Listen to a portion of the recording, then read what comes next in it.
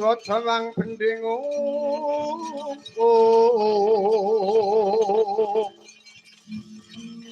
risang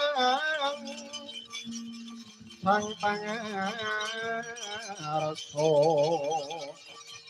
kang nampa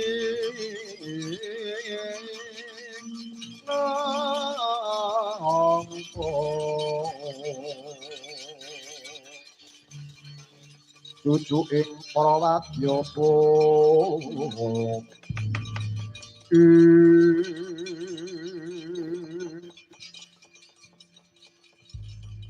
Semadong dawuh Gusti kula sinuwun Raden Durgandana animbali para wadyabala saking negari Wirata kula pun patih reksa bau mulih kepenggung saksa dewe Semadong dawuh Raden ya wadyabala saka negara Wirata ri palungguhan sak mangko aja padha kelangan lacak lan aja padha tinggal gelanggang colong mlayu aja mbok kendhone oleh mudantan para dyagi para kencengana ri palungguhan sak mangko akeh para raja narmati saka kraton Sewregara kang bakal ngayunake yaiku Kang Mbok Dewi Durgandini apa sing dadi pangandikane Kanjeng Rama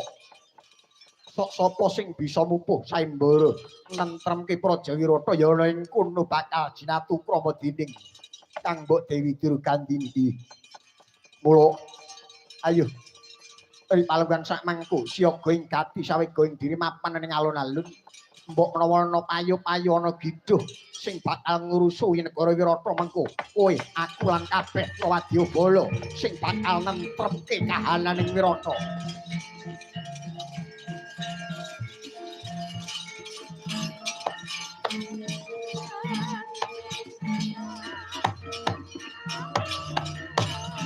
tansut sumerkut tempat matang raposo